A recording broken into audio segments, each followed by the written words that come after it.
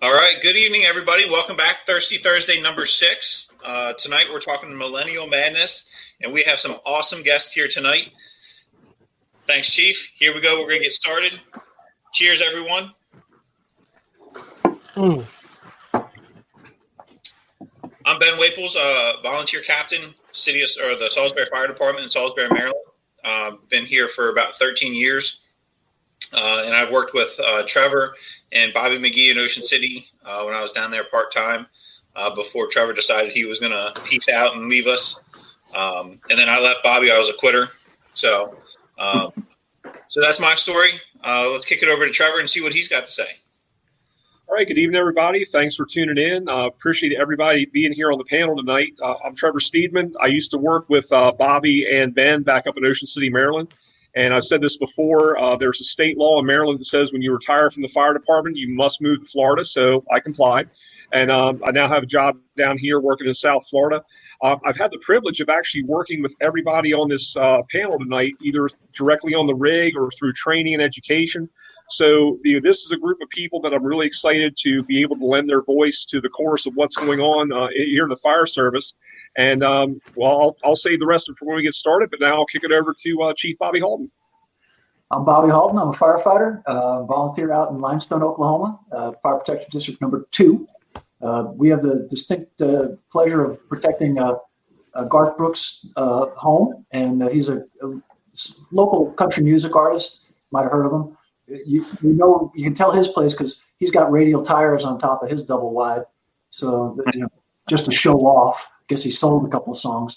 So we're out here just north of Tulsa, Oklahoma, and my full-time gig. I'm a retired career firefighter, and my full-time gig is running fire engineering, fire apparatus emergency equipment, the Journal of Emergency Medical Services, EMS Today, FDIC, and Fire Engineering Magazine,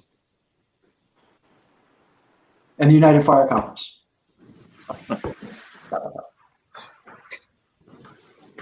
Well, thanks, Bobby.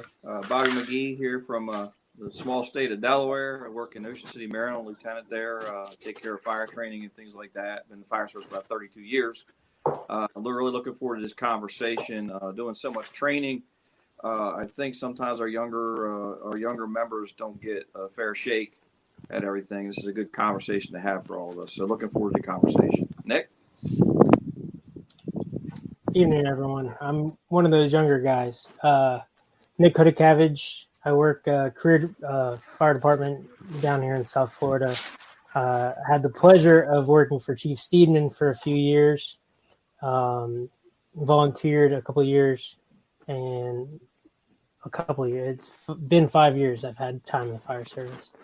I'm looking forward to this podcast, and I'll turn it over to Will. Will Holt. I live down here in southeast Kansas. I work for the Olathe Fire Department. We have 8 stations with 9 companies. Serve about 150,000 people approximately. I currently ride Rescue 51A, the best company in the city, and I just want to say that it's a pleasure and honor to be here with you gentlemen today. Awesome. Welcome. So thanks. Welcome, everybody. Just before, so typically I would kind of run the direction of the conversation for tonight. However, we're going to do something a little different. And before I kick it over to Trevor, I've been informed that this weekend is quite a milestone for Trevor. So happy birthday, Chief. Thank you. Let me give the stink eye to my wife real quick. I don't know what you're talking about. There was no pre-conversations or anything about that prior to that. So happy birthday. Let's kick it back to Bobby real quick. Bobby Halton so you can talk about FDIC and the United Fire Conference. No, real quick, FDIC 2020, due to the pandemic, has been canceled officially. But what we're going to do is we're going to roll the whole cadre of folks, all the classes that were scheduled. We're going to roll it over to 2021. So the keynoters are going to stay the same and all of that. And then, folks can't be there. We'll obviously fill them in. So we will be looking for some new presentations. We're going to be expanding a little bit, but we're still going to have the same 211 classrooms. We're going to have 90 workshops. We're going to have 27 hands-on training evolutions. So we're going to have 590 of your favorite instructors out there in Indianapolis in 2021. And it should be awesome. And we'll try to put in a couple of new surprises. Obviously, we're gonna blow it up big time because it's the first time in the history of FDIC, which was founded in 1928, that it's ever been canceled. World Wars didn't do it. Vietnam War didn't do it. Korea War didn't do it. It went on through everything. It went on through, actually, I think we were counting the other day, 26 other pandemics didn't affect it, including the pandemic of 1957, the pandemic of 1969, which almost 180,000 Americans lost their lives, and 2.5 million worldwide. That didn't get it, but this one did. So we're going to roll it over, and then we're going to have the celebration in September in the great city of Indianapolis. It's 22nd through 24th. We're going to have the United Fire Conference. We're inviting everybody. It's for all ranks. It's for all ages. We've got some of the usual suspects, a bunch of new people. We're going to have lessons learned from the COVID thing. We've got a few docs who agreed to come and talk. We've got, great, names in the fire service are going to be there, from Goldfeder, Lasky, Salka, Fields, Roden, McCormick, the usual suspects. They're all going to be there. And then a bunch of up and coming superstars that are going to show us old farts how to get it done correctly this time. And so it's going to be a great time, huge celebration. The IFD is going to roll up red carpet. The union's already lining up some parties. There's a unity celebration being planned. And half of the revenue from the show is going to be split between the NFFF and Tunnels to Towers Foundation. And if you don't know what Tunnels to Towers is, that's the Stephen Stiller Foundation. And what they do, his brother Frank, who is a cop, he runs it, and they buy out the mortgages when one of our brothers or sisters get killed in the line of duty. Military, cops, and firefighters. They pay for the mortgage.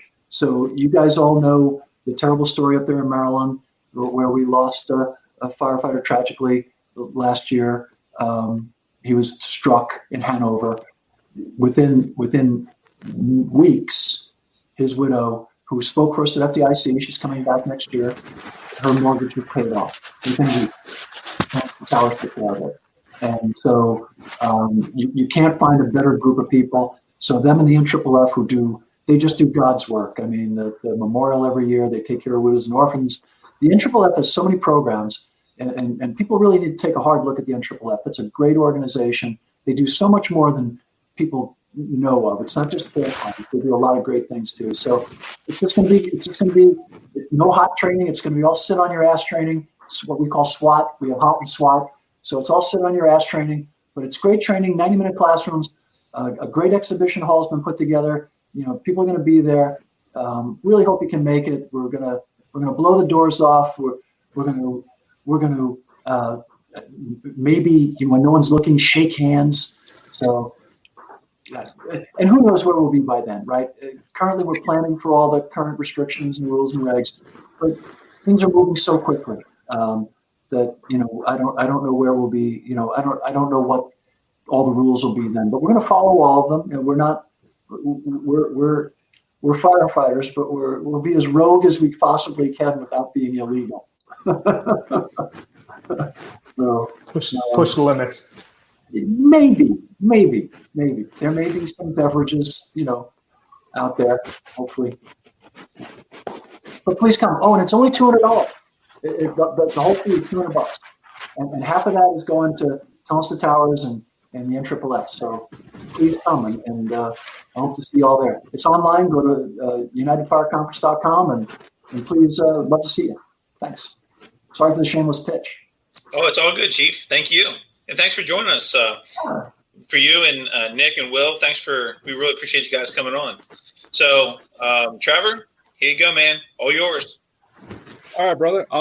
Again, thanks, Chief Halton. Appreciate it. And if I can make one small suggestion, maybe in deference to FDIC, just so we don't completely miss out, maybe we could have a networking one morning where we all get up at 5 o'clock. We wait for about an hour in the marshaling area, have some coffee, and then we just network for whatever the length of the bus ride would be to the hot training site.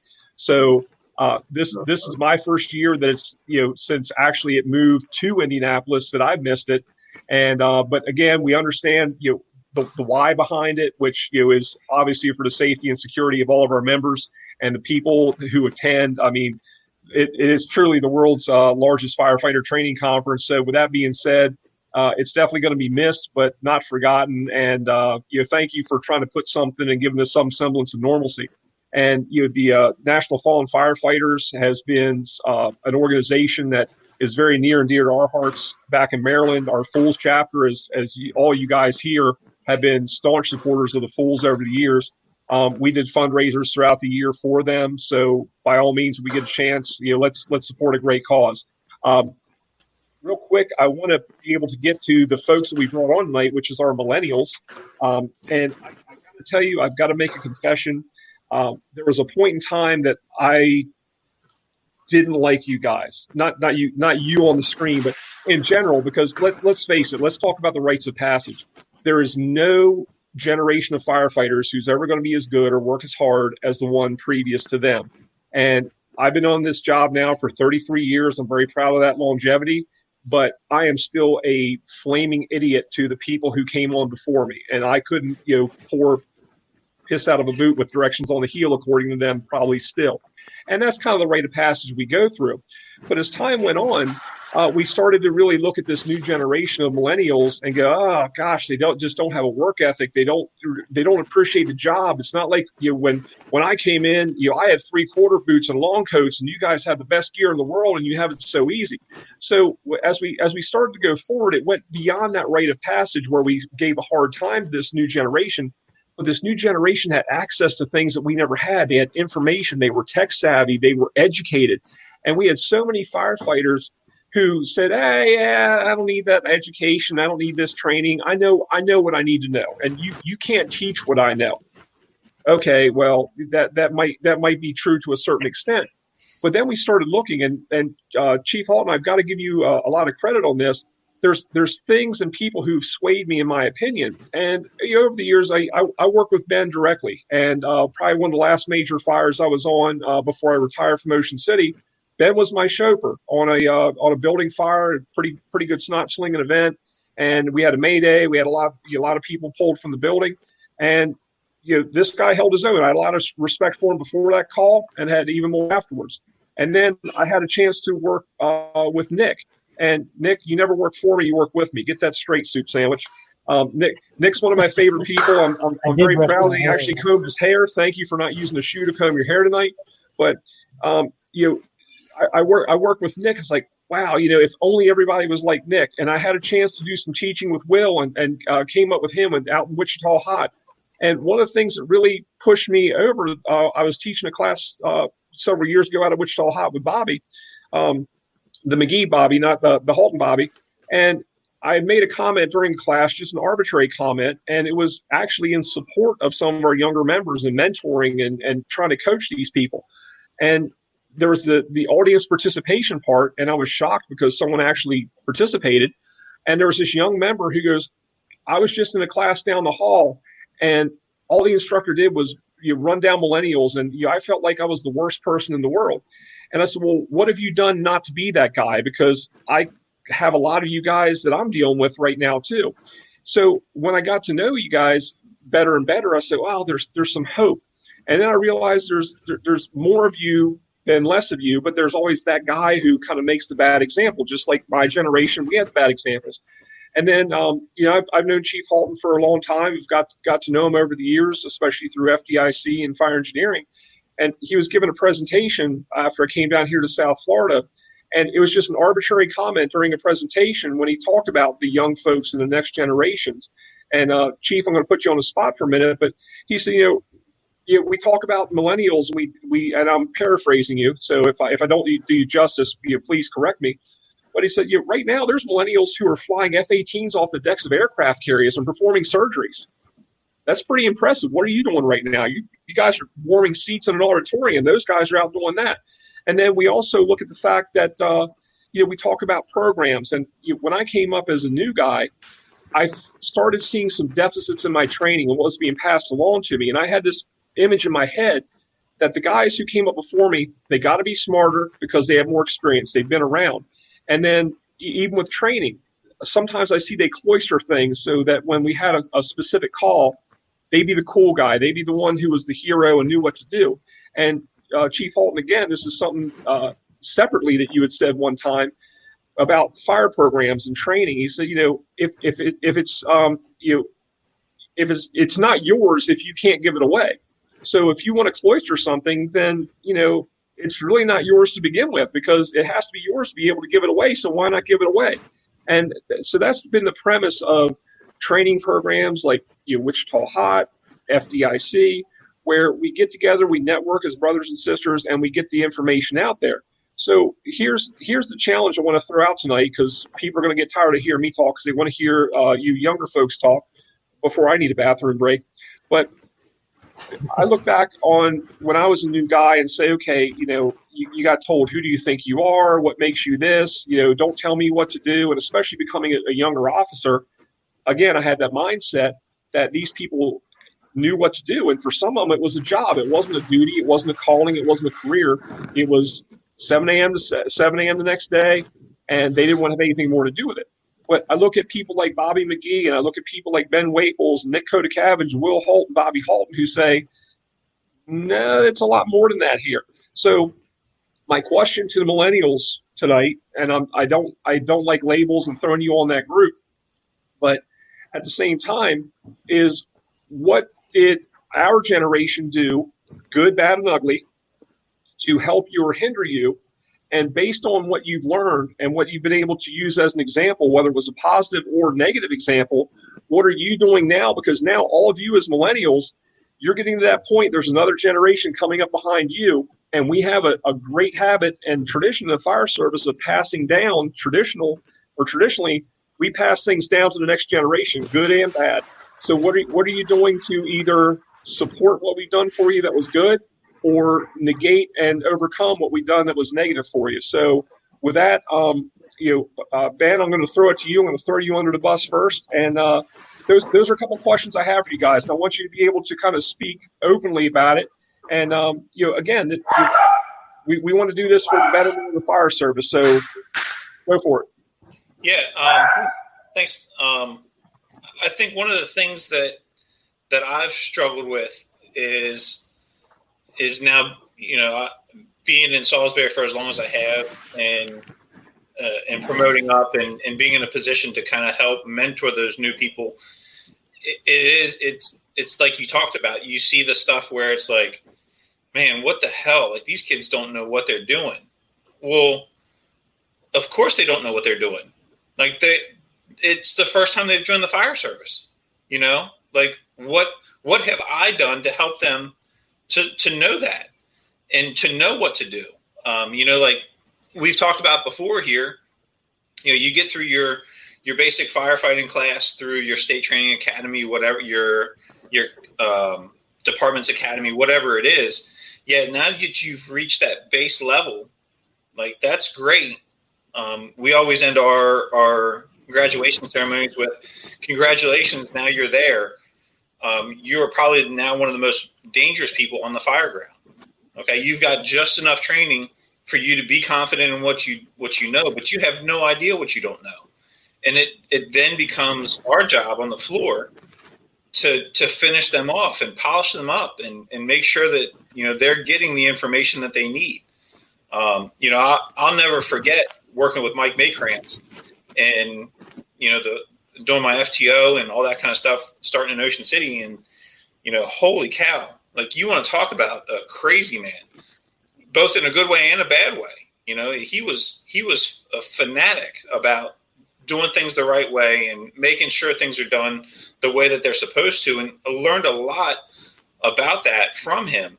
But at the same time, it's like, holy cow, this dude is nuts. Like, love him to death, but this dude is nuts. And like, why do we need to polish the tires on the fire engine at 6:30 in the morning when we're getting off in half an hour? Like, I could have done that. I could have done that last night after dinner, but you want me to do it at 6:30 in the morning? Come on, man. In typical Maykrantz fashion, it would be, hey, you need to go do that. All right. I'm going to sit right here, eat my bowl of cereal, and make sure you're doing a good job.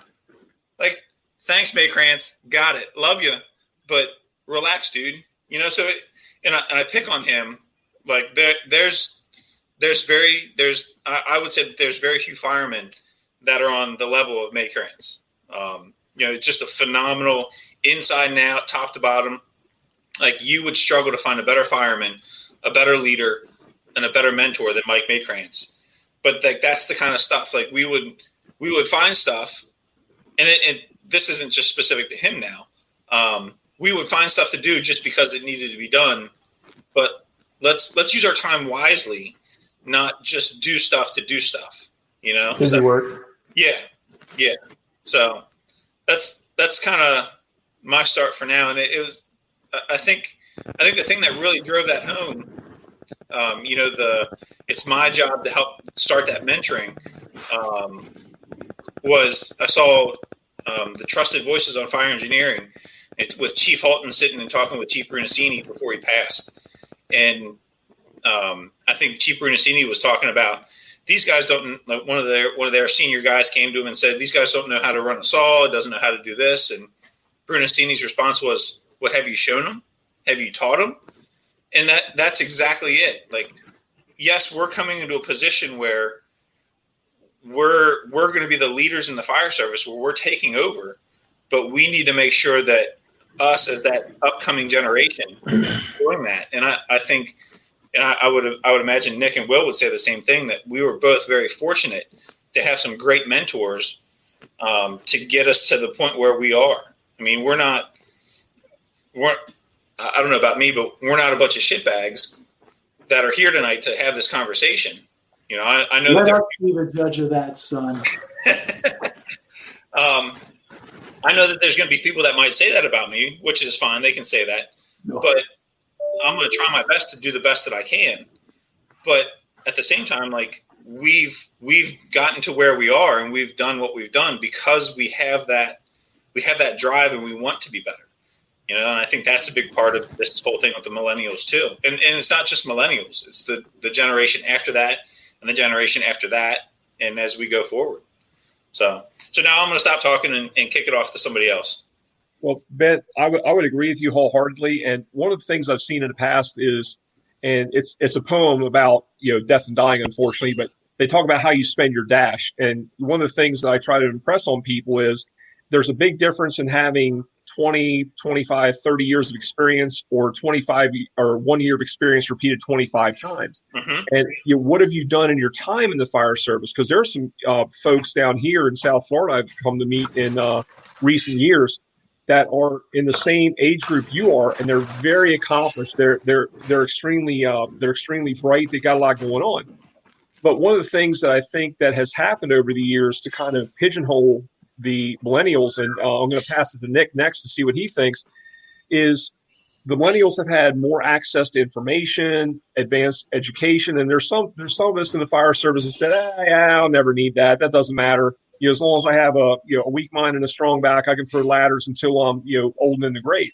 But what would happen sometimes is these folks would be highly credentialed but minimally experienced, and they wind up leapfrogging over some of the more senior members when it came time for promotions. And that caused a lot of angst and consternation where the older generation wouldn't even support them because now all of a sudden they didn't feel important anymore. They didn't feel validated, and they are. And, to that end, one of the things I look at, especially with Ben and Nick and Will, you especially with your instructional background now, is look at all the things that I suck at because I'm not a tech guy. You know who my tech guy is? Well, hold on. So I got to get the screen correct. Ben, over there. Ben has taken this platform to new heights. I could never do it. And that's because the teaching and being able to bring them in to be able to be part of the instructional point that we can start blending the fire service together. And you have a worth and value, and it's not just technology, but you have a stake in the fire service and a place where you have a skill that someone else doesn't.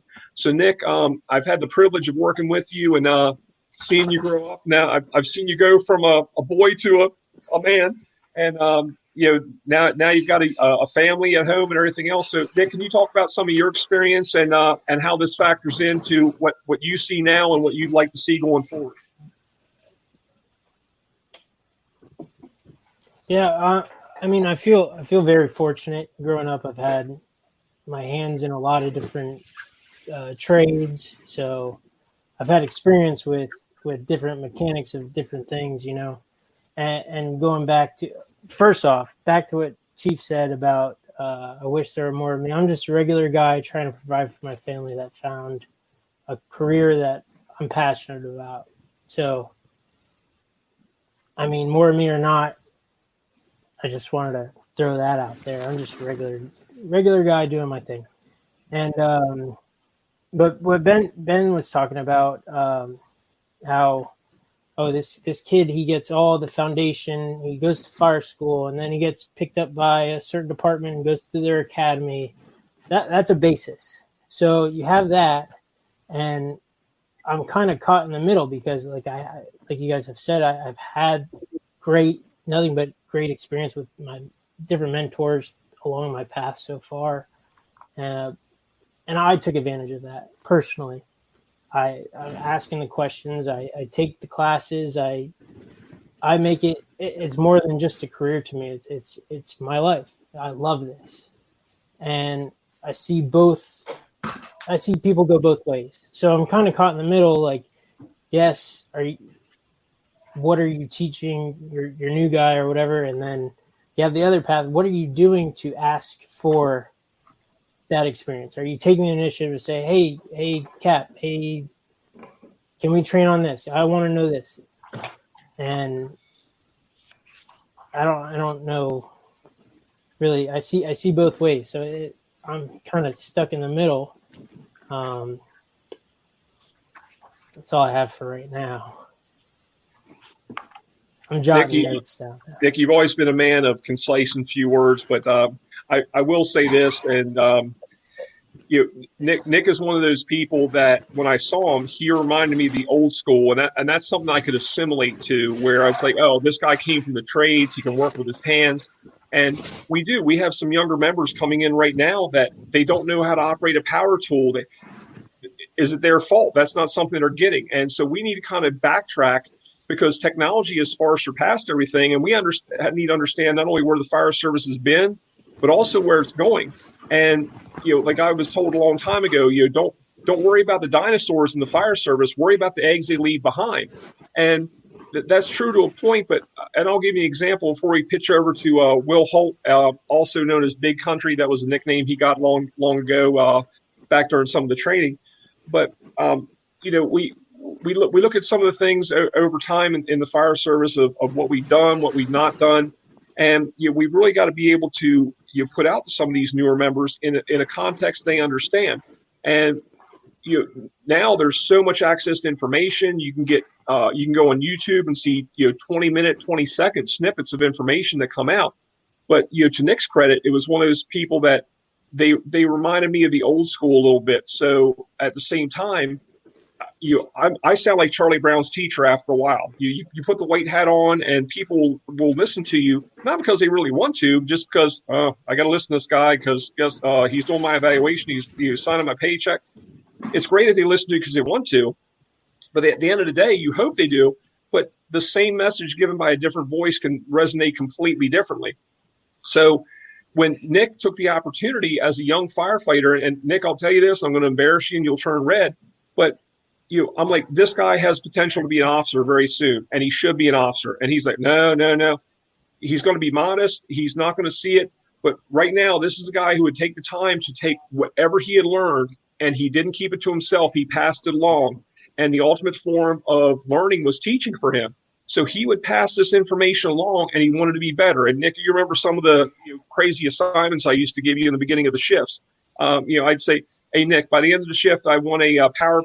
I hate PowerPoint, by the way, no offense. But I said, Nick, give me a presentation on XYZ subject. This guy would take it and run with it. Not that I really wanted him to do a PowerPoint presentation for the group, which was nice because it saved me a little bit of work. But the guy learned it, and he was able to know that subject inside and out. And not only that, but he could pass it along to others. And Nick, you did a great job with it. Again, I'm very proud of your grooming standards that you've come to adhere now that you're with the county. You actually comb your hair. Is your shirt tucked in? I don't even want to know. Not right now. This is a waste of only thing. So anyway, but all that aside, so that was that bridge that was gapped, and so between some of the things that Chief Halton said, my experience with Ben and Nick, and then I'm going to pass over to Will also, where you see these folks who at first you're like, it's a young kid, they're wet behind the ears, but they get it, they understand it, and these are the people now who are, in Ben's case, he's an officer. In Nick and Will's case, if you guys don't sit for an exam, I know you might not think you're ready, but get up off your ass and do it, because you're the next generation. You're the guys who are leading this fire service because you got the right mentality. And like you said, it's a duty, it's an honor. This is a privilege to do what we do, best job in the world. So before I embarrass Nick any further, I'm going to turn it over to Will, and tell us about the good, the bad, and the ugly of your experience coming up, and also what you plan to do for bringing up the next generation. Yeah, thanks, Trevor. I appreciate that. That's a lot of good comments, man. Hey, at the end of the day, I love this job. I think it's the best job in the world. I don't know if anything else I could do really besides construction work, but that's my back shows for that. So, I truly believe that the secret sauce, if there is any, is in those mentors, right? Coming up, in a previous life, I had a little bit harder time as far as going to some trainings and trying to be that aggressive fireman. I feel like when we all come into this service, we have this idea of what a fireman should be, right? Hopefully you do. And when you come in, you try to strive to have that standard. Chief Mike Walker of Oklahoma City talks about that fireman standard, and to uphold that and strive to have that was very important to me. But I took some backlash in the very beginning as far as, hey kid, what are you doing? This is how we do this, and I've since moved on from that. But that actually made me, I feel, more knowledgeable as far as developing myself. And I wrote this down. It's not always going to be easy to not just get along to go along, right? I had a hard time being the guy that, hey, I'm going to go to this training on my own, or I'm going to pay money to go to FDIC and go see Trevor and hang out with all the good people up there, and that wasn't always very received, So, working through that and getting to where I'm at now, I'm very fortunate. I work for a department now that is rich in tradition and takes care of their members. As far as our academies, I see in our academies that from day one, we set that fireman standard, and at the end of the day, with members, they don't know what they don't know. So as long as we set that standard from the very beginning, and anytime we get a new fireman into our house, I try to set that standard, right? Because just like Ben said, and just like Chief Walker mentions, and many fire service leaders before, that if we don't take the time to show these people what that standard is, then we have nowhere to go from there, or no reason to bitch about it at the end of the day. And Will, I couldn't agree with you more. And I feel like the old guy, as Nick would call me, museum quality. But I see some of you guys coming up, and it gives me joy to see what's coming up next in the fire service, because there's always that guy. And I'm going to switch to Bobby McGee here real quick, because Bobby's one of those people who will take any opportunity to just bust my chops about technology. I'm not a tech guy. Bobby knows this, and he makes me very well aware of this all the time.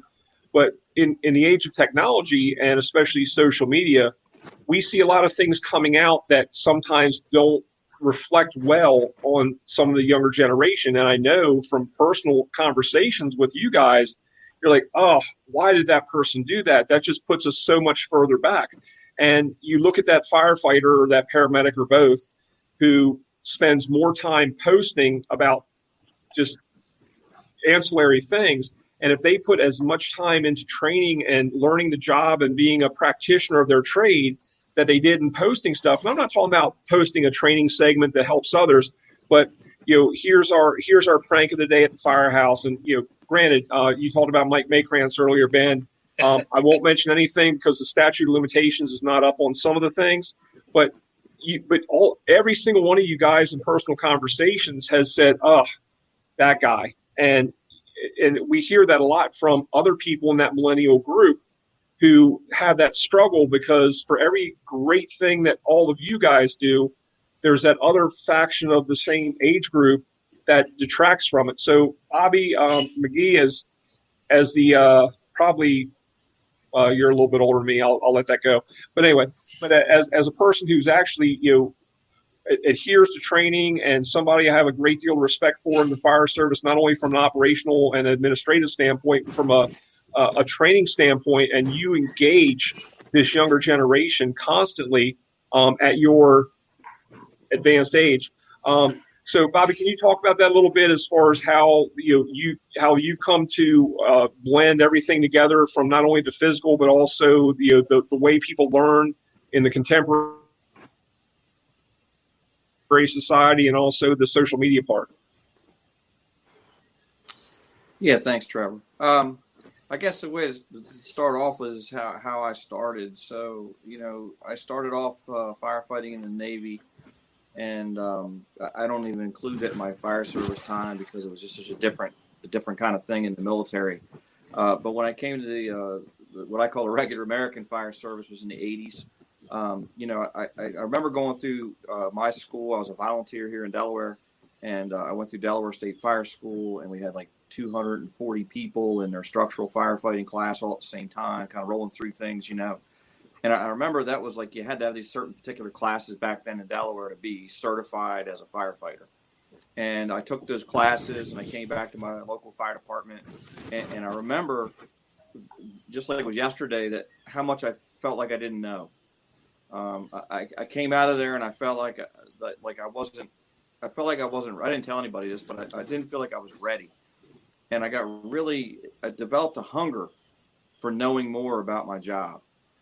It just started that way, and it just so happened, and Bobby's probably going to remember this, but it just so happened around that same time, Fire Engineering put out an insert, and it was really the big argument that's still going on about smoothbore versus fog stream patterns, Smoothbore. Yeah, I agree. But when I read that article, the fire stream management book that Fire Engineering put out, and I read that from front to back, and learned more, and that continued on, and then one of the big secrets about instructors is, after doing it for a gazillion years, when you become an instructor, you're not ready to be an instructor. There's no instructor that ever started off that was remotely ready to be an instructor. And so for our millennials that are just going off, you're probably not comfortable being a mentor, because you're probably not ready to be a mentor in a broad sense. But every single thing you learn well, you're a mentor. If you know how to go through a door correctly, if you know how to advance a hose line correctly, you're ready. So, what ends up happening is, training so many people for so long, the one thing I noticed about the millennials is there's an age. It's not really the millennials in general, but there's an age. Like when guys are between like 19 and 23, they tend to really want to learn a lot. They want to run lines for 2 hours with you. They want to, go through the door, 20, 30 times. They want to do all these kinds of things with you. And then a lot of guys end up going, like, they back off of all that. And they kind of, they hang their hat on their experience. They go, I go to fires and I get that, and so on and so forth. Well, I never felt that way. I always felt like you always got to be a student of the game. And I also felt like you got to be relevant. And so that's, I've always kind of migrated back to being an interior officer kind of guy, or an interior firefighter kind of guy, because that's really where I love to be. And if you're willing to do that, if you're willing to take the lumps along with the millennials, you'll instantly gain a lot of respect from them. And then the funny thing is, when you gain that respect from them, like if you tell a millennial, yeah, I used to do that, they may not buy it. It's just, that's how they're wired. And like you said, Trevor, man, we've never had as much information available to these guys as we have in the past. So, really, truly, if you say if we give praise to our military, then you're giving praise to millennials, because there's nobody my age out there running through Iraq or Afghanistan or anywhere like that. It's all millennials over there. So if you feel like you support our servicemen and women in this country, then you're supporting millennials. And the fire service is the same way. They're they're the next generation to come up. And, we need to work really hard to be students of the game. What I learned after 32 years is how much I don't know about the fire service.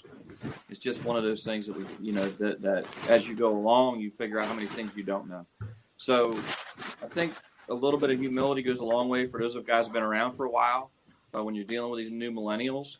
And I think a little bit of patience goes a long ways too. What took us 30 years to learn, they're not going to get in 6 months. They might get exposed to it. They might see it. They might hear it.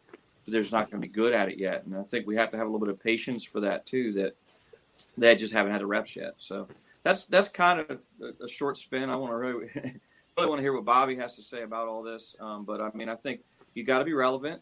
You got to be believable by them, and that's by being relevant. And you got to always be a student of the game. You have always got to be a student of the game. You can never think if you've got it, and everyone's heard this before. If you got it, it's time to get out, because it's just you.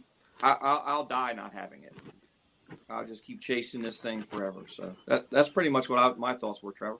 Yeah, and brother, I agree with you, and I've had the privilege of working with Bobby McGee and teaching with him all over the country. And it's one of those things where I was actually talking about you earlier today, Bobby, is that, if I see something as black and someone else sees it as white, you see that form of gray that nobody else ever considered. And we have that aha moment. So I think, like you said, your relevance, you don't want to feel like that dinosaur is sitting there telling war stories to the younger generation, because some of those things are interesting, but how does it help them be better at doing their job? And a lot of times they'll satiate you and listen to your story, but they want the information to how it applies now. And Bobby, to your credit, I remember when you're going through some pump training, you had some folks come to you and say, "Hey, this is all great stuff, but what do I need to know? Tell me the 3 a.m. stuff." And you were flexible enough to kind of change your training and be able to have that kind of flexibility and insight versus being rigid and saying, "Okay, well, it's my way or the highway." And if we still had that same attitude, we'd still be writing with markers on acetate on the overhead projector versus using what we do now in some of the classrooms. So, Chief Halton, I just kind of want to throw it to you just for a second and say, with the platform that has been established through FDIC, and we look at things when FDIC first started, for example, it was a fire department instructors conference. It was very small. It was intimate. It was great. But now look at how it's just, we're talking tens of thousands of people from multiple nations throughout the world that attend this. And it's been opened up. And we've seen that. And at first, I know there was some reluctance and resistance, because then we all put on our instructor face and say, who's this guy out here whose balls haven't even dropped yet, who's coming into this class with us? And then we realized, okay, well, if you're going to be an instructor, part of your obligation is to pass along, not only as the instructor for the class, but as the participant. If you have information to pass along, the onus is on you. So could you talk for a minute, if you would, about how the platform of FDIC has changed over the years and how it starts to incorporate some of these up-and-coming people that maybe a year ago we never heard of, and now there are people we're following on social media? Okay, well, it started in 1928, and actually in 1928, it was considered a rather large gathering. And one of the things which is interesting historically, especially in the United States, is that voices that need to be heard tend to be heard despite the crowd. So if you think about our early days in the early 1700s, there was a guy named Whitefield who came to America. He was a preacher from England, young man, he was about 27 when he got here. But he had to leave England because in England, he had created such a stir with his preaching where he said all men were equal. So whether you were the king or a duke, or you were the guy shoveling horse poop off the street, you were equal in God's eyes. And when he would speak, crowds of 20 and 30,000 people would show up. One of the guys that went to hear him talk was a guy named Ben Franklin. And Ben Franklin, probably around 1730, 1740, somewhere in there, went to go hear this guy Whitefield speak. And he'd heard of him. And he said before he went, he made sure he didn't take too much money. He took a couple pieces of silver, a couple pieces of copper, a couple pieces of gold. Well, because Whitefield could charm the money right out of your pockets. And he was determined not to give him any more of his money. But by the end of it, he admitted that he gave every penny he had, he put into the collection plate for this guy because he was that good. The other thing that he was trying to test was he had heard that no matter where you were in the crowd, you could hear him as if he was standing next to you. And so he walked around this crowd of 20,000 people, And he found that to be true. And he wrote about it. It's all written. Franklin copied this all down. And I think it's still true today. So in 1928, when FDIC started the Fire Department Instructors Conference, it was considered rather large. There were probably 40 or 50 men, and they're all men at those times, who all met. And remember, there weren't the acoustical stuff we have today in 1928. It was a hall, and they wrote papers. And a man would stand behind a podium, and he would speak. And the other men would be quiet and listen. And they would hear every word he said. And that's true today. When a man stands to speak at FDIC, or a woman today, the crowd's quiet and they listen. If you see the respect that the men and women in the fire service show for the people who are willing to get up and share, it's phenomenal. And it's not something that's common throughout all parts of our society. And Aristotle wrote about how when Plato would speak, Plato never wrote a word. It was all written after. So it's the same phenomena, right? And that becomes part of who we are. And the men and women who are drawn to this profession are people who value humanity above all else. And they respect the sanctity of the individual and the individual life. And they're willing to risk themselves as groups to save one forlorn individual who they know nothing about. And that's the predicate. That's the predicate for becoming a firefighter. I wanted to read something real quick. Am I allowed to take a minute outside the question? Of course, Chief. Okay. I don't want to break any rules. Oh, you're good. You're good. There are no rules. I've been known for that. And I got a couple of notes because I'm a budsman by nature, and I just want to talk about it. But this was written interesting. It says, the world is running fast. No group or any business is running faster for progress or for survival than fire chiefs. In just a decade, a dot in the American fire service continuum, the business of providing emergency services has been transformed with unprecedented speed and unprecedented proportions. Never has fire service tradition been so thoroughly scrutinized, exploded, and rewritten. Never have fire departments experienced the magnitude of organizational cultural change, nor has the successful fire department manager, goes on and on. Any idea when that was written? When were you born, Will? You can 1991. 91? Nick? 91? Nice. Same thing, yes, sir. Before you guys were born. But those words could be true right now today. Right? Of course. So it's interesting. My old man was a great guy. Was on the job for a while. Then he drank himself off it. Then he became a lawyer, and he quit drinking. I don't know what we were more embarrassed about, the fact that he quit drinking or he became a lawyer, but I'm just kidding. I don't drink either. And I love my dad. It's just a joke. But God bless him. But he used to say, don't throw out your skinny ties, because ties can do two things. They can go wide, they can go narrow. And it's interesting. Smoothbore versus fog. Oh, I'm a smoothbore guy, I'm a fog guy.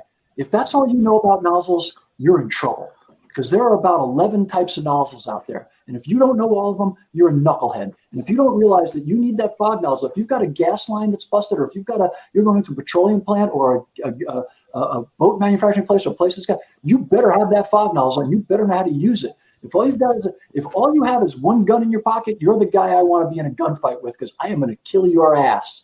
So there's no one tool fits all. Some other things that we heard. The recruit is not the most dangerous guy. The new kid's not the most dangerous guy. The most dangerous guy in the fire service is between 7 to 12 years. And we know that from an empirical study. And that's the guy who thinks he knows what he doesn't know. Will Rogers once said, we're all ignorant, just different subjects. And Thomas Jefferson said, the most dangerous man in the world is the man who's read one book. And so generally speaking, what he meant was, you've got this person who believes they know, it's the illusion of knowledge. And as Bobby was talking about, as you get older, you get to be my age. I don't know Jack. I'm just making shit up. It's just really good that none of you other people know Jack either, because you're buying it. I'm just kidding. But I mean, we know how little we really know. The world is a complex, incredibly dynamic place. And we know a fraction of that. Our worldview is comprised of just this minute little window. Plato once said that the wisest people were the people who could see the light outside the cave, but the rest of us were all staring at the back of the cave. Shit, my head's so far into the bad dumb, it won't be out of it till 8 millennia from now. But I'll tell you what, there are two things that I always remember. And Tommy Brennan used to tell me I would never be a pimple on a good fireman's ass. And I always wondered, is there a bunch of firemen running around with pimples on their ass? But anyway, And he was my best friend, and he and Alan, and I feel like the last man standing out of that group. I'm on Medicare, so I'm like the oldest bastard of this group here. And thank you, people, for paying your bloody taxes so I can get colonoscopies regularly. But one of the things that I've always felt is that, and this is in all honesty, I've been given a lot of privilege in this industry, and I'm very grateful for this platform. And I like to be a little bit bawdy from time to time with the troops, because I think as a good leader, you've got to remind the troops that you're still a troop. I'll always be a firefighter first. That's, if you look at my coin, it says American Firefighter. That's all it says. It doesn't say, my website says American Firefighter. That's my tombstone. I won't have one because I'm going to get cremated, but if I was, that's all I want, is somebody to say he was a good fireman. That's all I'm asking. Not a chief, not a captain, not a leader. I just want to be known as a decent firefighter. And I hope someday that I'm the fireman that the people in the fire service deserve to have sat in this position as I have for 15 years. I hope someday I'm worthy of that, of what's been given to me. And I think we all feel that way. I think Nick feels that way. I think Willie feels that way. I think we all feel that we've been given this incredible opportunity. Viktor Frankl once said the greatest thing in life is to have a purpose, to be able to serve other people. And we get to do that every day. And I don't care if you're dealing with some poor guy who's a whacked out crackhead on the side of the street who's been drunk for 20 years. That person can teach you something. They can show you something that you never knew was possible. They can change your life in an instant by you just being there for them, because then they're going to be there for you. And a funny thing happened to me today. I knew we were going to be talking about this. I shared a letter I gotten from another firefighter a couple of weeks ago with everybody. But I was watching a special, which was horribly done about Grant by Chernoff and Leonardo DiCaprio on the History Channel. It's full of progressive left-wing biased bullshit. But it was great. But they showed some real pictures of some soldiers from the Civil War, and I looked at their faces, and they were Will, and they were Nick, and they were Bobby, and they were Trevor. I mean, you could superpose any one of your faces on any one of those soldiers' faces from 1862, 1863, whenever they were taken, and they're us. And I think what has happened today is that we're in the silliest generation. I think, I'm a boomer, but screw X's and millennial. That's gibberish. Right. You put people into little things like that, you're an idiot, because there are things that I do that 19-year-old guys would be embarrassed about, and there's things that that I do that are appropriate for my age, right? So, and I still skateboard for full disclosure. I was a skateboarder as a kid, and I'm still a skater. And I skated when we had clay wheels, baby. I skated with Alva and Peralta and those people. I was with the Lords of Dogtown, man. So when I talk about skating, I was a skater. So, but I look at the faces and I see the hearts of those men in those pictures, and I see you guys. I see us. But we ascribe motive these days very freely. Our television, our social media. Well, what Trump meant. Well, what Hillary meant. Oh, that's a dog whistle. Really? Really? Then anything anybody says can be construed to mean anything anybody wants, and you can throw any label on anybody. But the people who die in wars are young people, and the people who die in calamities like we're having right now are old people. So it's about the fragility of the envelope, and it's about the wisdom of the old being shared with the enthusiasm of the young, and that's the beauty of the fire service. Because we do that. I've been to Wichita Hot. I've spoken in a couple of places, and I'm always received graciously and kindly. And I know shit. Every now and then I got to get my grandson to tell me how to make this dopey thing work right. And he's gracious and he's kind and he shows me how to. Grandpa, this is an app, and and this is how that works. And he's not just condescending or mean. And I hope I'm the same with him when he asks me questions about people and life and the things that I've gone through, and war and struggle, because life is about struggle. It's not about happiness. It's not about any of that. It's about dignity and struggle. And oftentimes that struggle in life gets really sporty and people are at risk. And that's when guys and gals like us show up and make it better. And that's a privilege we should never take for granted. And I have never met a firefighter who has. Not a real firefighter. Now, we've had some crazy uncles in our basement and some weird aunts who shouldn't have been here, but 99, I've never met one I didn't like. I thought some of them were wackadoodle dandies, but I've never met one I didn't like. I never met one I didn't love. And I say that unreservedly. And there are people out there who I know don't think a lot of me, but for what they've been willing to do and who they are, I love them because we don't have any power. We don't carry guns. We just show up and try to make it better. And as long as we keep doing that, I don't care if you're 99 or 9. If you want to help somebody, I'm right there with you, man. Show me what we need to do, and I'll try to help. And send me. Yeah, I mean, yeah. I just and just being able to do stuff like this. I mean, this is like, that's why FDIC matters. That's why the United Fire Conference matters. Because other people look at us like, you guys just sit around and talk about firefighting for 3 days? Hell yeah!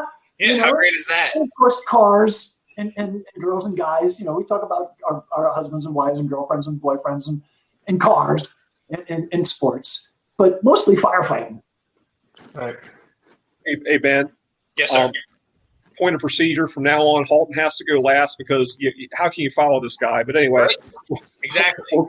But actually, Chief, thank you for that. And, no truer words have been spoken. And in deference to our friend Tom Brennan, in fond memories, he was the guy who taught me how to read fire engineering backwards, because when he used to have random thoughts, you remember that at the back of the magazine? Yeah. As soon as you got your fire engineering magazine, for you millennials, it was a publication that after they finished chiseling it in stone, they actually put it out in paper and on Sanskrit. But anyway, when I was offered this job, true story. Tommy's one of my best friends, and so true story. I get offered this job. I was a fire chief in Coppell, Texas. That's this little Republican ghetto outside of Dallas. They have like a fire of the month club, and it's always in somebody else's neighborhood. So greatest firefighters, greatest fire department. The day I showed up, I told them we need a ladder truck. A week later, they gave me $1.5 million. That's all I had to do was say we needed one, and we bought one. So that kind of place, right? So they offered me the fire engineering job. I hadn't put in for it. And so I called Tommy up, and I said, gee, Tommy, I don't know what to do. This is a true story. Tommy says, Halton, listen, stupid. I put your name in for that job. I want you to take the job. I said, Tommy, I don't even know how to spell editor. He said, they got people who do that for you. I said, Tommy, what if I'm a failure? He goes, Halton, how many fire chiefs are there in America? I said, I don't know, Tommy, 30,000, 40,000. He goes, that's right. How many editors in fire engineering? 1. That's right, you idiot. You're to be the only one. So then I called Bruno, right? Because we were best friends. I said, Bruno, what do I do, man? I don't know what to do, Chief. I don't want to take this job. I was nervous. I was scared. I don't know if I'll be any good. Bruno says to me, he goes, Halton, take the job. Then you could be like Brennan. For the rest of your life, walk around saying you used to be the editor of fire engineering. That's a true story. Oh, my God. It's freaking hysterical, man. You couldn't. I mean, it was like, God, it was like hanging out with Lewis and Martin or Abbott and Costello. Like they were just one-upping each other all the time, man. And these were the same guys who would sit there, no matter if you were 30 years on the job or a rookie, they'd sit there at the Clada in Indianapolis and have a beer with you. I mean, I was on the stage between the two of them while they made fun of me. Well, and like I say, I used to literally read fire engineering from back to front. I'd flip to the back page to look at Random Thoughts by Tom Brennan, and then I'd read the rest of it. But you can buy them all. We put them in a book. You can buy them all, and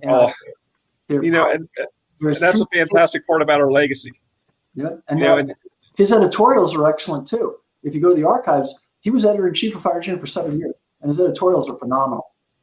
Well, and that's something to pass along. And I'll say this real briefly because I want to pass this along to Ben and Nick and Will for some final thoughts on this. Trying to pass along the information and bridging the gap. All of you guys have brought up the same thing. There's a lot of guys who either leave the fire service or retire, and they take that knowledge with them. And it's critical it gets passed along. And it might not all be valuable. It might not all be applicable. But might not all be true. Well, that's true. I mean, yeah, absolutely. But you guys are smart enough because now you can actually what's it called, Reddit or whatever. You can go online and look and see if something's validated. But either way, point being is that you can actually go and look back at some of these things, and we want to pass it on. And one of the last academy classes that I had the privilege of being involved with is we gave a lunch break. And, of course, the recruits are going, okay, why are they giving us a 2-hour lunch break? Something is wrong. Because, everything was, very regimented and structured. And that 2-hour lunch break, there was no instructors, there was no officers. We brought in retirees, and we sat the academy class and the retirees together and said, have lunch, talk, and either listen or talk. But these guys who retired, they've already fought the union battles. They've already seen this. They can give you a lot of good information. And the new guys can, it was a great way to bridge the gap. And they sat there and had a great conversation. But the other thing was, too, that the retirees felt that they had some validity when they came. And I've not been gone very long from Ocean City, but I remember coming back into our Midtown station where I cut my teeth on ladder truck up there, and I came into the station, and I had a nice young guy go, excuse me, sir, this is a restricted area. Can I help you? I'm like, no, I'm good.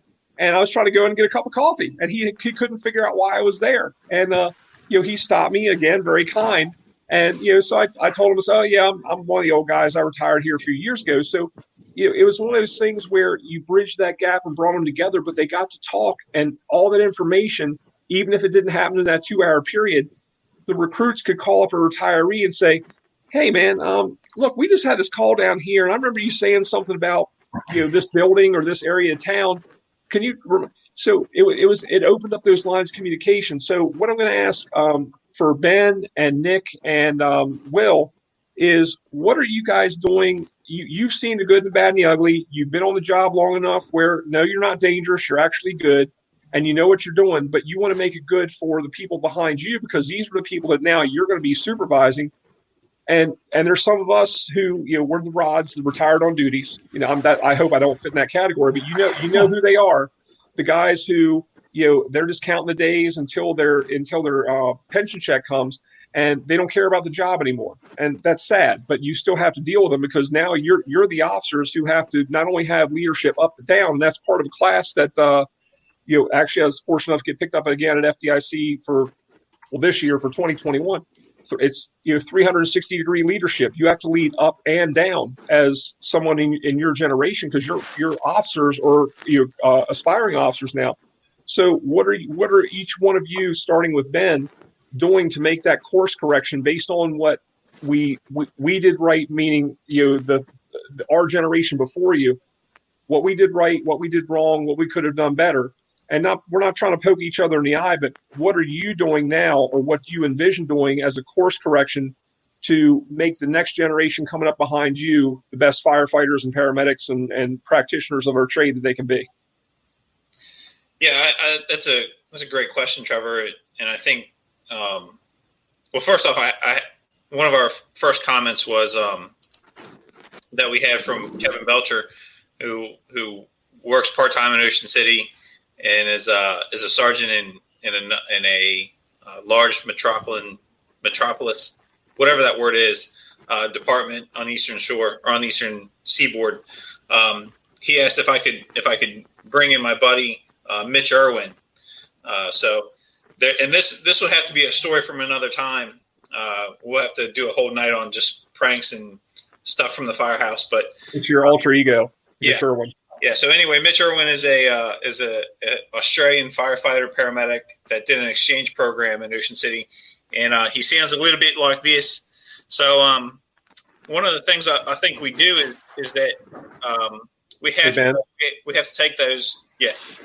I'm sorry to interrupt you, but before Ben gets started on this, and we're not going to get too far into it, I had to explain this to a state senator as why we had an Australian firefighter exchange program. But go ahead, Ben, please. Yeah, right. Great job at the time. So yeah, we have to. Sorry, well, I can't do the whole thing in that accent. We as those people, taking over the next generation, like we have to recognize that, and like Trevor had said earlier. Nick and Will not promoting yet, and I was in a different situation in Salisbury where I was able to move up and move up rather quickly. But when you guys take the test and get made and all that kind of stuff, like you realize that it's part of the job, and we're all here because we love the job, that it's a part of us, and we're students of the fire service, and that we're invested from the time we walk through the door to even on our days off. There's not a day where, like, you're never off. Like, you get a text message, hey, well, what happened on this call? We had something come up, whatever. You're always engaged in it somehow, whether it's reading on fire engineering or, looking at something or whatever it is. But you have to be a student of the fire service, and you have to be invested in that. And like Bobby McGee said, you have to show these new people coming in that you know what you're doing, and that you're willing to crawl down the hallway, to force the door, to pull the line, to train with them and do all that stuff. So that way they know that you're invested in them. If you can show that, like, these kids will follow you. And I say kids, I'm a part of that, but they will follow you wherever you want to go with it. And they'll do just about anything that you ask them to do once they know that you're committed to the fire service, to the department, and to them, and to their development too. And I think that's the big thing is showing that it's not about me. It's not about Ben Waples. It's not about anybody else. When the shit hits the fan, yeah, I'm going to be there for you. But when the shit hits the fan, it's about whoever we're going to. It's not about anything else. Like, I don't really care, who else I have on the fire engine. Cause again, there might be people that I'm with that I don't really care for, or whatever, that I know we don't have the same thought process. We don't have the same mindset, but I know when it comes down to it that we're going to get the job done, and we're going to work well together, because I know that this is what they're thinking, and this is what they know what I'm thinking, and we're going to get it done. And that's what it's all about. So once you can convey that to them, and then they see that and they understand that, then it makes everything a lot easier. It's that leading from the front mentality with all of that. Awesome, Ben. Thanks. And Nick, I'll pass it over to you next. What are your thoughts from the heart and course corrections that you want to make as somebody you've got some experience in the fire service, you've done well, you've got a bright future ahead of you, don't screw it up. But what are some things that you would say as someone in that quote unquote millennial age group? And I can't stand the labels, but going with that, what's your thoughts? What's your heart tell you?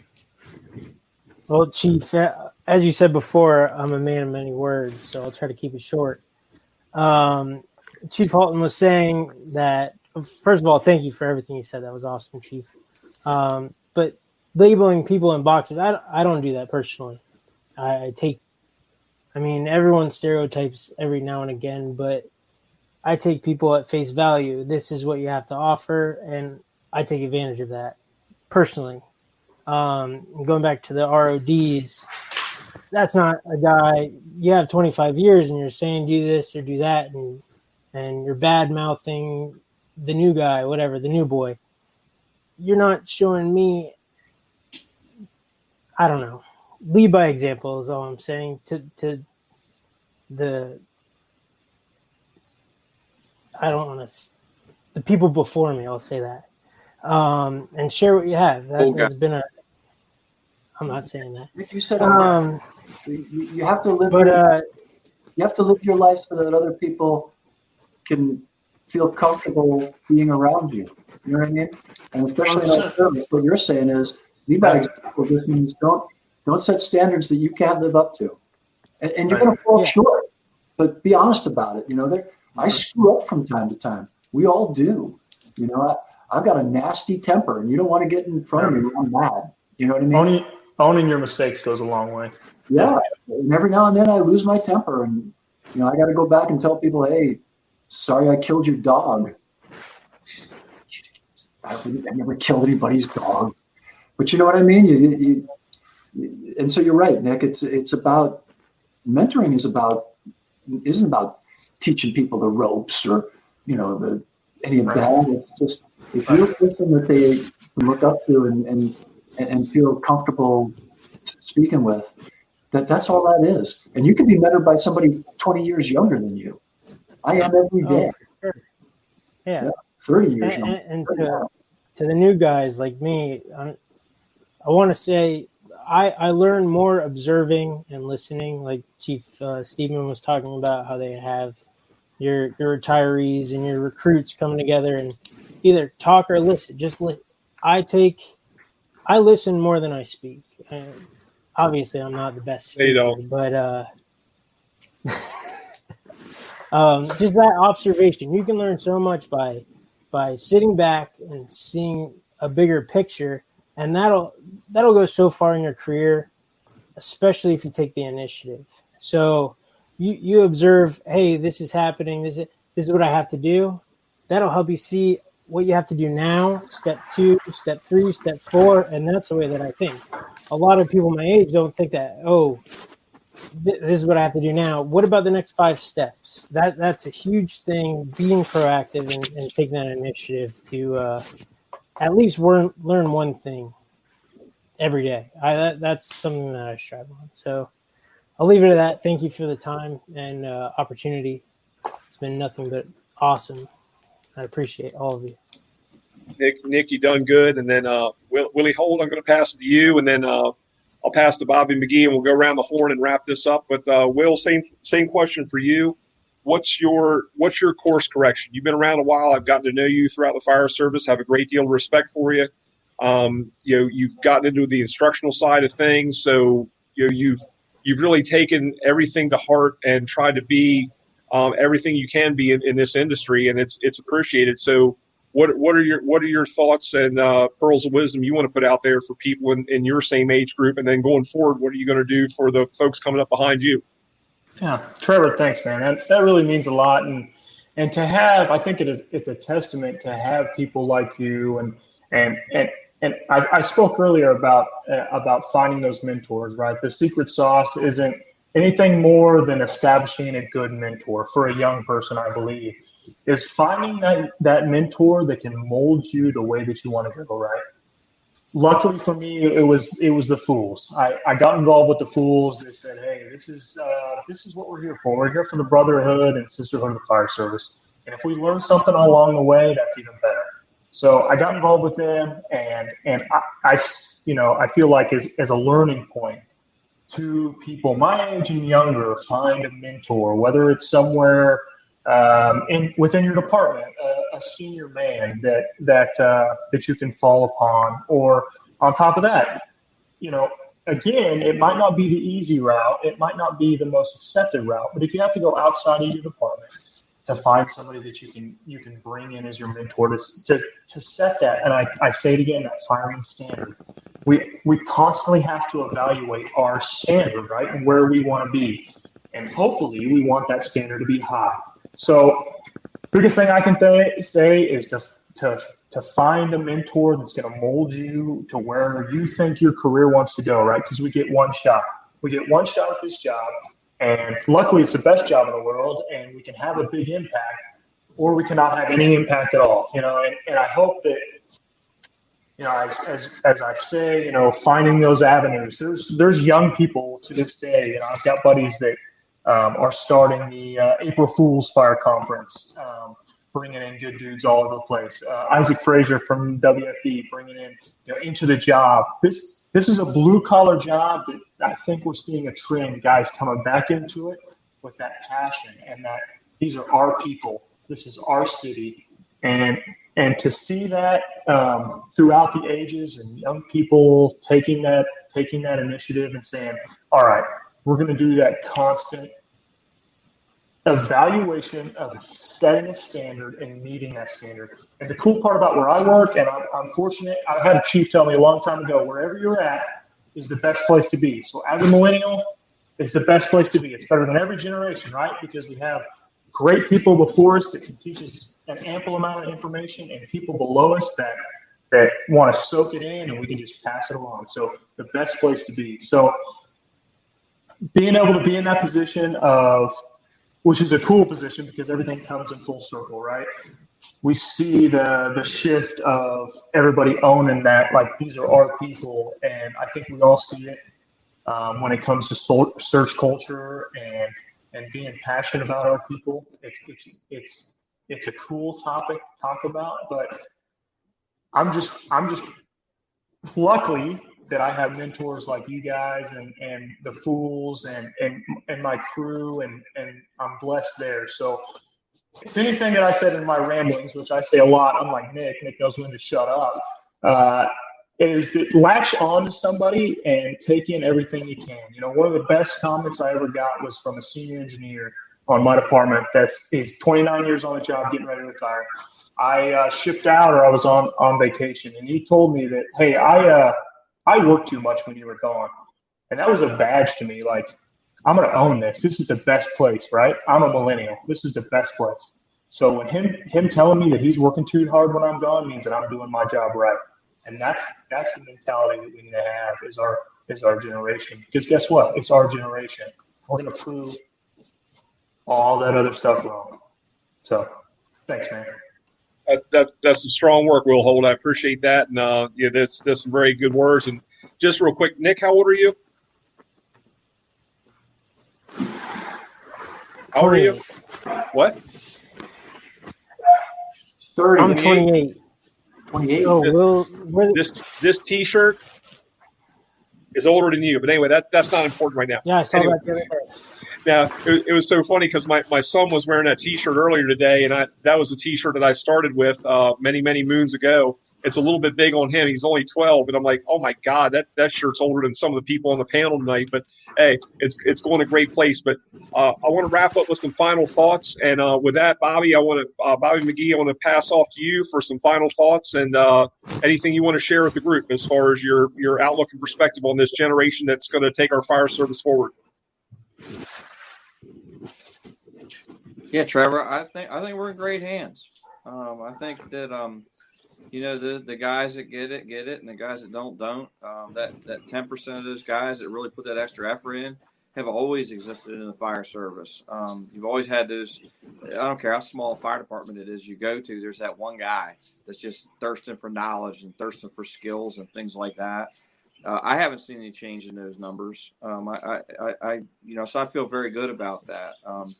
It's great to talk with you guys, and I'm Irish, so running a happy hour over a little bit's normal for me. But no, I think we're in great hands. I think I think that I think one thing that we can do as a fire service is we give out a lot of confusion about whether or not to engage in this enemy anymore. And I think the message that we need to give consistently is we do need to engage this enemy and help these people, get these people out of their houses when they're on fire, and put their houses out when they're on fire, and keep ourselves safe. And I think the young guys want to buy into that too. But sometimes we have a lot of noise about us, about what we should or shouldn't do. And I think those guys, once they get a clear message in their own minds about where they want to go, they'll right the ship and sail right straight ahead and bail our old asses out someday. So it's been a good night. Thank you, Bobby. Thank you. And we'll go around the horn a little bit. And Chief Halton, I want to give you the final word. And but Nick, what's your final word on things? What's the last pearls of wisdom you're going to grace us with this evening? Oh, Chief, put me on the spot again. I didn't write an intro. I didn't have anything prepared in terms of my introduction. So speak from the heart, brother. I'm gonna wing it. I appreciate everything everyone said. Mr. McGee, thank you for being that guy that takes the time to share with us what you have. And that's my biggest thing is if the generation before shares what you have, the guy that's in my shoes better take advantage of that. That's all I have. Thank you. Awesome, Ben. Sorry, I called you Ben. Nick, great job. And when the lieutenant's test comes around, your ass better be sitting in that exam seat. So that's all I have to say. Anyway, Ben, you're up next. Yeah, thank you, guys. Wow, what a night. Holy cow. I got to be honest, I never thought So this is our sixth one. I never thought back to our first one that we'd be sitting here with such a great group of guys to talk, one, just about the fire service in general, and two, to talk about what we're doing with the past that we had, and the legacy of the fire service that we've been giving, and what my generation and Nick and Will and what we're doing with our generation and where we're going with the fire service. To sit here and to have that conversation is just like I've been off all day, just thinking about having this conversation tonight. So it is truly an honor to be here and to be a part of this. So thank you, Trevor, Bobby Squared. Thank both of you guys. Will, Nick, thanks for joining us. This is just an awesome night. Pleasure. Trevor, one of the things that you mentioned was the lunch that you did with the retirees for the academy class that you guys taught. And one of my favorite things is that we would do, and we did it for a couple months for a while, is that we would have the retired guys from Ocean City. We get together for lunch. We try to do it once a month, but to sit there and to listen to these guys cut up and carry on and go back and forth about the pranks that they played and the calls that they went on and the good old days. Yeah, just all of it, and to sit and just even though I was the one texting them and calling them, hey man, you're gonna make lunch next Thursday, like just to sit there and to be a part of that conversation. And they all, I'd say they knew me. A few of them I'd been able to work with. But just to sit there and to listen to their stories and to hear all that knowledge and to hear the fun that they had was fantastic, and it was such an awesome opportunity. And to be able to pass that on to the next generation, to the next group coming in, it's a requirement of what we have to do. We are fortunate. I think, Will, you mentioned it. You're that middle group. So you have to take that information from the previous group, take that in, learn what you can, and then it's your requirement to pass that on. To have these people leave the organization and leave departments and leave the fire service and not share that information, and the same thing to take what we have and not pass it on. That's a shame, and it really it's not fair for us. And it's not fair for the next people. And to take those people under your wing all this week or the 2 weeks between our podcast or webcast, whatever you want to call them. I've been looking for this cartoon that Paul Coombs did, and it's the building of the wall. And it's the senior firefighter on the one side who's placing a brick, and he's got the younger firefighter, and the senior firefighter has the wing that goes around the younger firefighter. And as they're transitioning and they're passing everything over, and damned if I couldn't find it, but that's exactly what we have to do. Like you have to mentor, you have to build the trust, you have to train your replacement, you have to do all of that in order to keep going with what we're doing. I mean, we've been dealt a great fire service, and we owe it to the next generations to keep that going. So that I'm good. That's all I got. Thanks, Chief. Thanks, Ben. And Willie Holt, Pearls of Wisdom, final thoughts. Break it on us. Chief, it would be an understatement to say that You're calling me Chief. That's new, yeah. To say that it's an honor and privilege to talk to you gentlemen tonight, really. At the end of the day, I do the old pillow lay down test that at the end of the day, I lay my head down on my pillow and ask myself, am I doing the right thing, right?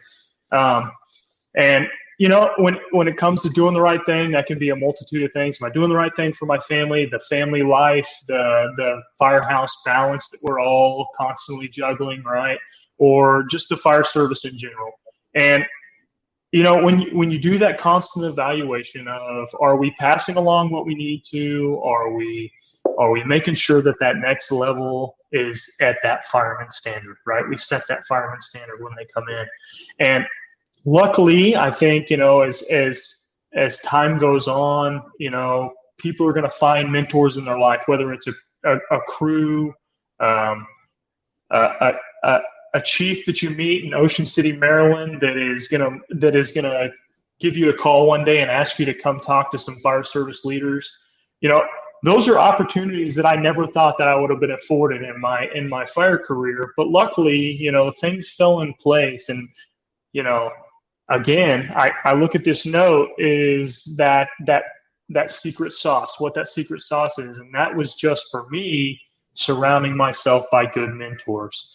Was there ups and downs as far as in my career that it affected me differently? Of course, but surrounding myself with a good mentor and, at some point just shutting up and listening and then being afforded and given the opportunity to teach and to have these conversations has put me where I need to be. And hopefully we can just keep passing that along.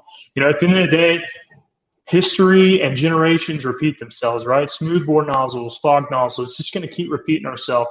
So, and the next generation, we're going to have this conversation with the next generation. Now, those damn COVID-19 generation, they don't understand. They stayed every day inside their house, right?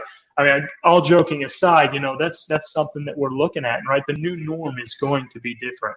We have guys coming online right now that are obviously impacted by the things that are going on. So that's something that we're going to have to adjust towards.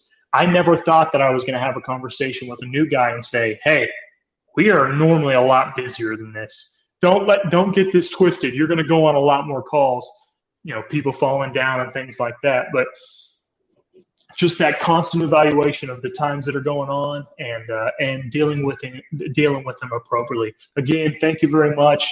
It's a blessing to be here, and it's a blessing to talk to all you fire service leaders.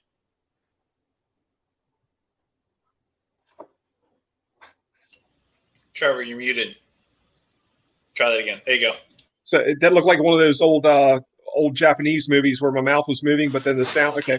But before I pass it on to Bobby Halton for the final thoughts on this, Will, you're absolutely right. And we have an obligation too, no matter where we are in the fire service, and this is part of that 360-degree leadership, is whether you've been in for 6 days, 6 months, 6 years, or 60 years, if you've been in 6 days longer than somebody, you have an obligation of leadership to the person coming up behind you. What have you learned so far? What can you pass along?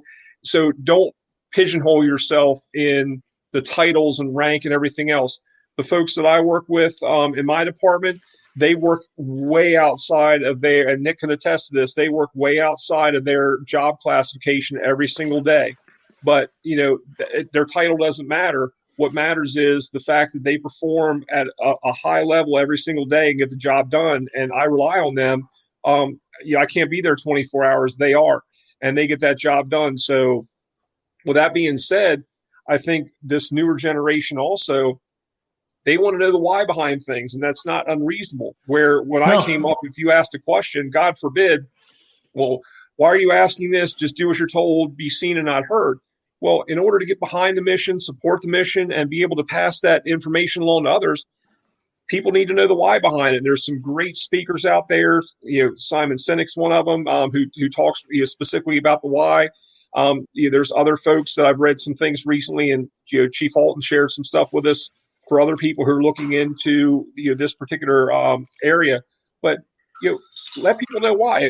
If one of your people asks you why they're doing something, they're not questioning your authority. If you get that butt hurt that you feel that you can't be asked why somebody's doing something, or if one of the younger people comes up to you and questions you, there's a respectful way and manner to do it. They don't have to chap their lips on your ass to do it, by no means. But if they want to know, hey Chief, what's the why behind this?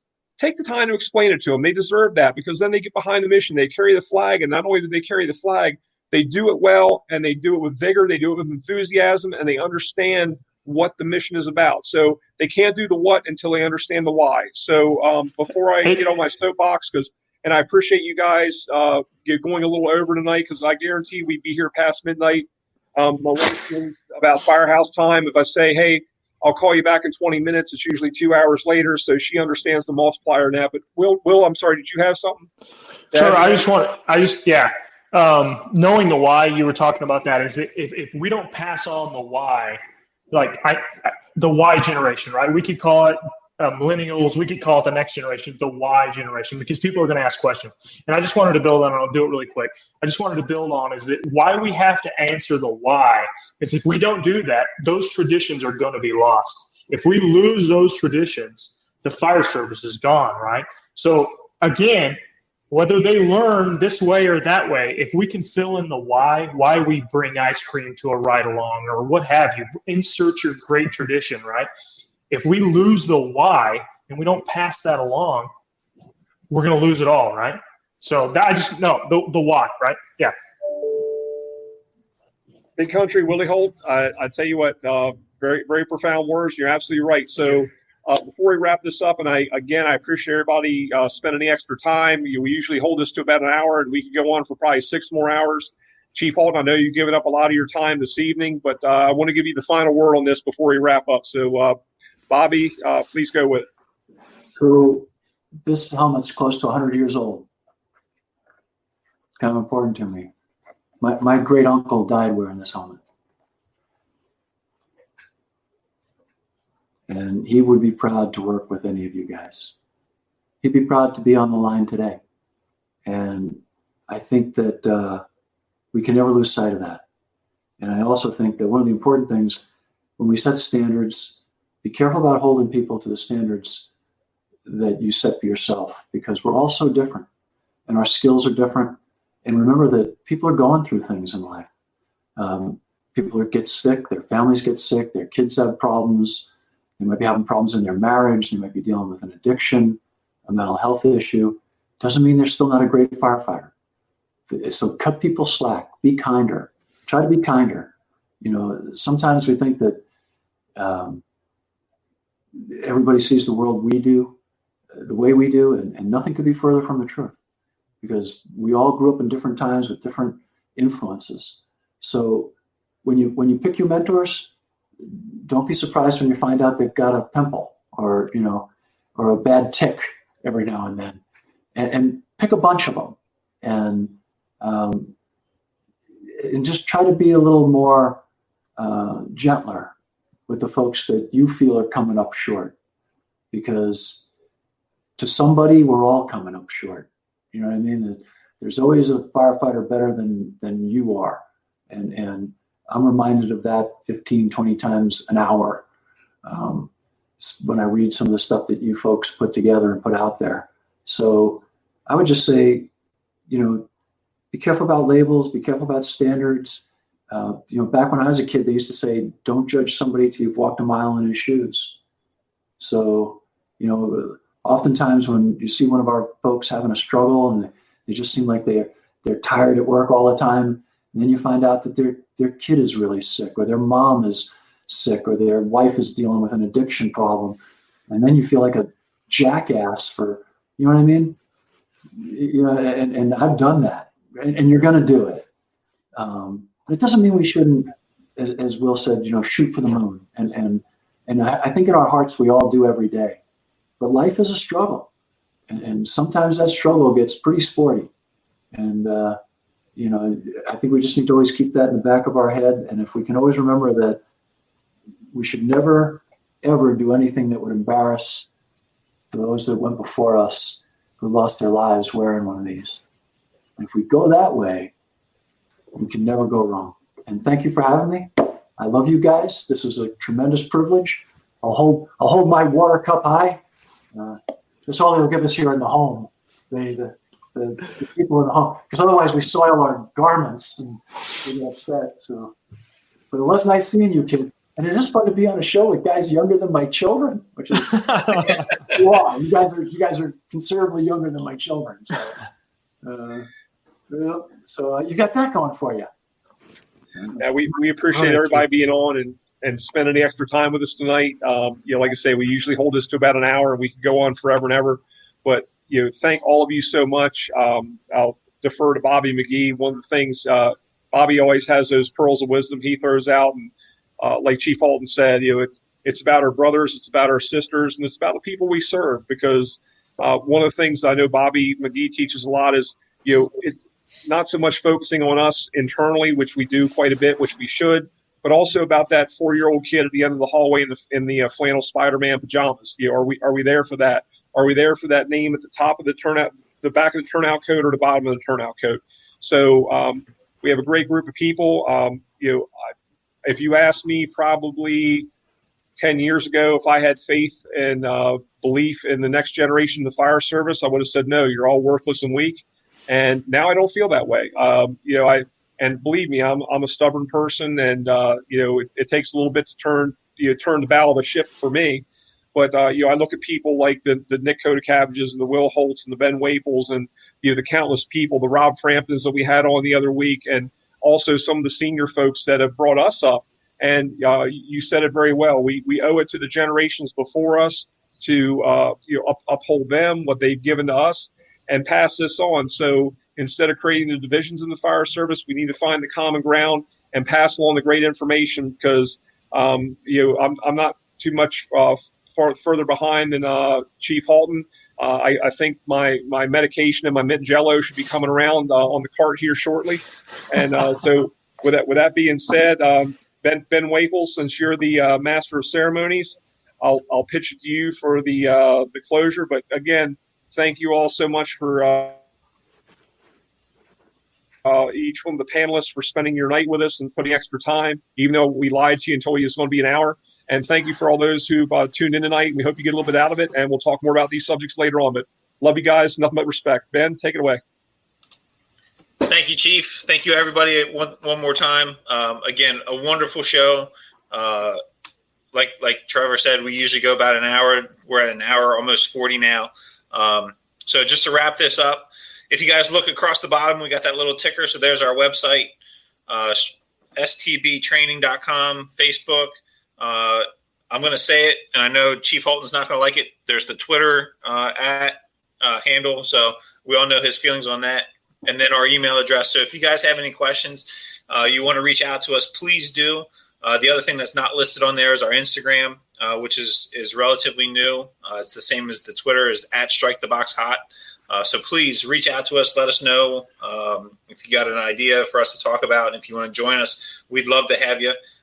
Thanks again. Look for us 2 weeks from tonight for Thirsty Thursday number 7. So thank you again, everybody. Have a wonderful evening.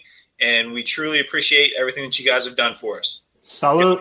Good night, fellas. God bless. God bless. Thank you.